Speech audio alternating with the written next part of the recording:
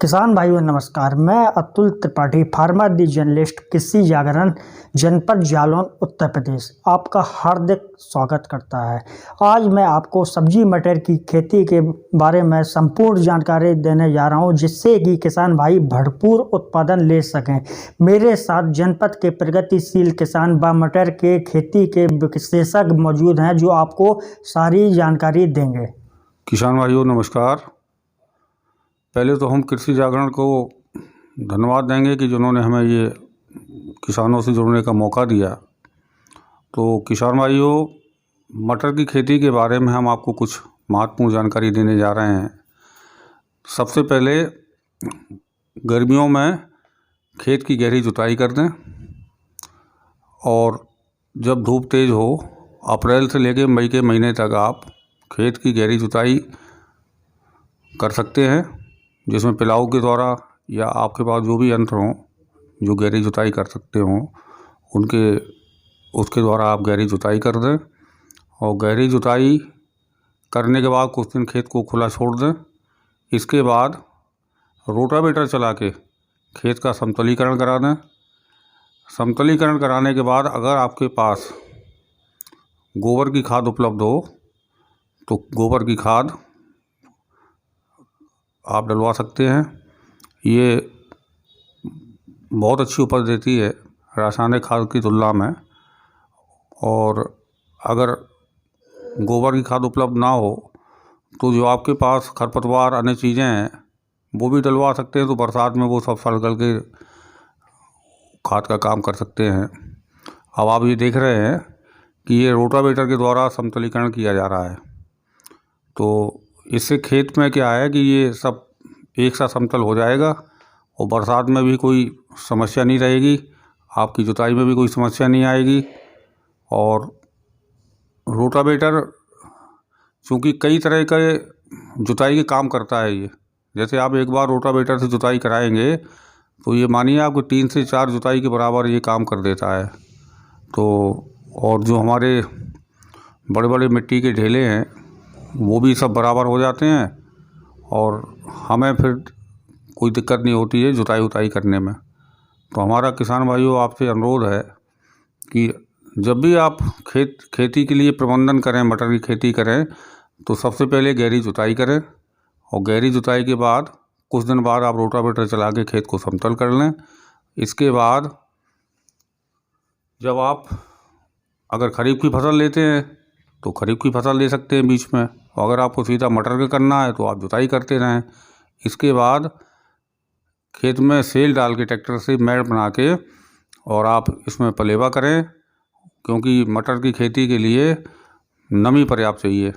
जैसे कि आप देख रहे हैं इस खेत में जो है मेड़ बनाकर पानी दिया जा रहा है, और जब आपकी पर्याप्त नमी होगी खेत में तो बढ़िया भरपूर उपज होगी।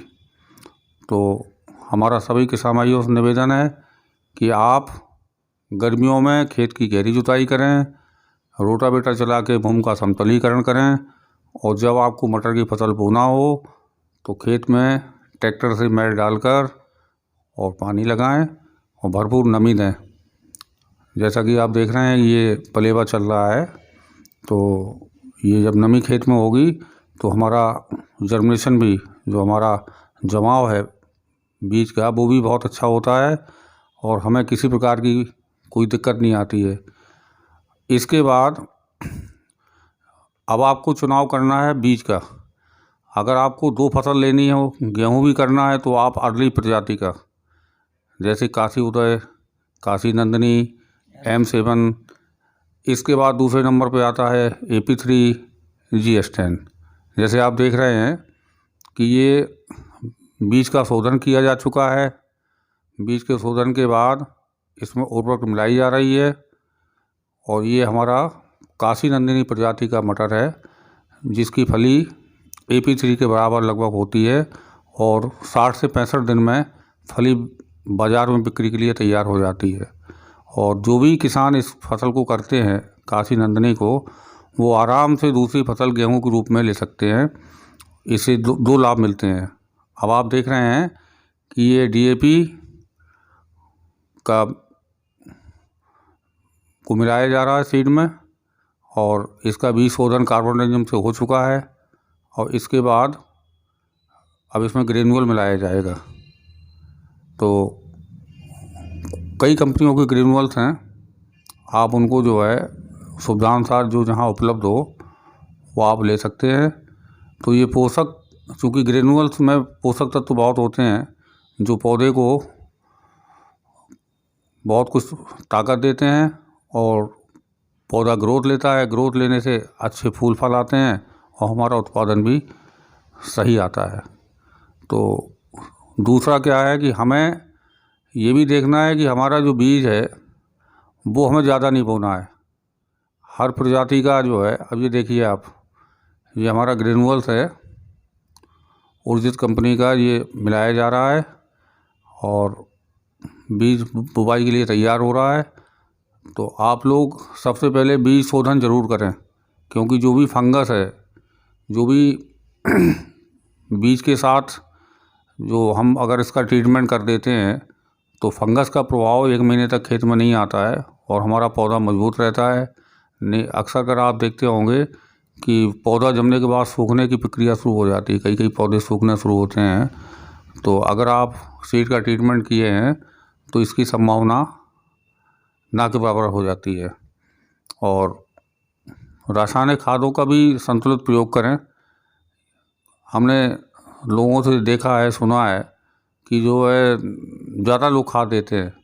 तो हमारा तो अनुरोध है कि DAP को 25 किलो एकड़ से ज़्यादा ना बोएं।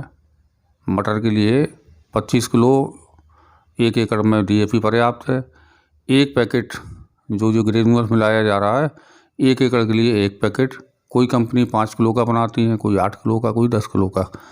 तो हमारा सभी किसान भाइयों से अनुरोध है, निवेदन है कि अनावश्यक रूप से खाद का भी प्रयोग न करें, क्योंकि इससे जो है खेत की उर्वरा शक्ति पर भी प्रभाव पड़ता है। और बीज को भी अनावश्यक रूप से, जो 25 किलो बीज बोना है या 60 किलो एकड़ बोना है तो 60 ही किलो एकड़ बोना है, 70, 80, 75 नहीं बोना है। क्योंकि जब बीज हमारा नज़दीक जमेगा तो उत्पादन कम हो जाएगा और दाने का आकार भी छोटा हो जाएगा।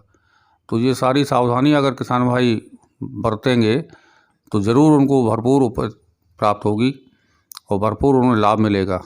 अगर कई बार ऐसा होता है कि हमने फली के लिए मटर बोया और पता लगा कि हमारा जो है रेट कम हो गया फली का, तो अब हमें बीज बनाना है और हमारी फसल दाना अगर मजबूत नहीं है, बोल्ड नहीं है, तो व्यापारी भी लेने से मना कर देते हैं।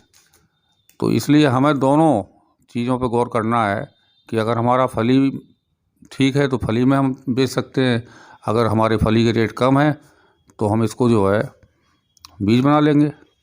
तो इसीलिए अगर आप अच्छी उत्पादन लेना चाहते हैं,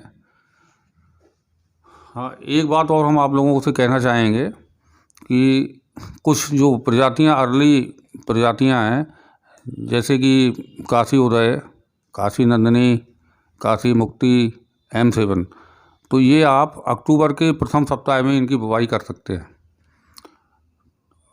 तो इनमें क्या है कि थोड़ा सा उत्पादन कुछ प्रभावित होगा, लेकिन आपको रेट बहुत अच्छे मिलेंगे।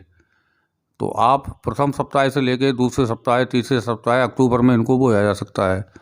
और बहुत से लोग जो है हमारे जनपद में भी बहुत से किसान आगे अर्ली बो के और अच्छा मुनाफा कमाते हैं। तो हमारा तो सभी किसान भाइयों से निवेदन है कि आप कुछ सावधानियां ज़रूर बरतते रहें। भूमि की तैयारी सही करें, बीज का चुनाव सही करें। सबसे पहले तो ये है कि आप बीज का जमाव करके देख लें। जो भी आप प्रजाति का बीज बोने जा रहे हैं उसको 2-3 दिन पहले जर्मिनेशन देख लें कि इसका कितना जर्मिनेशन है, कितने % हमारा जर्मिनेशन हुआ है इसमें। उसी हिसाब से आप उसका बुवाई का निर्धारण करें। अगर जर्मिनेशन कम आ रहा है तो बुवाई में आपको मात्रा बढ़ानी होगी। और वैसे तो हमारा मानना ये है कि अच्छी जगह से ही बीज खरीदें। थोड़ा महंगा ज़रूर मिले, लेकिन वो जर्मिनेशन बहुत अच्छे आते हैं, उनका उत्पादन भी अच्छा होता है। कई किसान भाई सस्ते मद्दे के चक्कर में गल्ला मंडी से भी बीज खरीद लेते हैं, जो जो बोने लायक नहीं होता है। तो ये सारी सावधानियां हैं, अगर हम बरतेंगे तो ज़रूर अधिक मुनाफा होगा और अधिक उत्पादन भी होगा। तो ये देखिए, आप जो बुवाई चल रही है ये बिल्कुल संतुलित बुवाई हो रही है। इसमें 24 किलो बीघा का मतलब हो गया लगभग 60 किलो एकड़। ये काशी नंदिनी की बुवाई चल रही है, 60 किलो एकड़, और में बहुत अच्छा उत्पादन आता है इसका। और हमने देखा कई किसान जो है 70 किलो, 75 किलो, 80 किलो तक बोते हैं।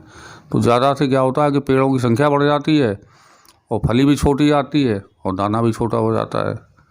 तो इन्हीं सब सावधानियों को देखते हुए किसान भाई अगर सही समय पर बुवाई करेंगे, सही दवाओं की मात्रा, बीज का शोधन, उर्वरक की मात्रा आदि का अगर गौर करेंगे तो निश्चित है कि उन्हें भरपूर उपज प्राप्त होगी।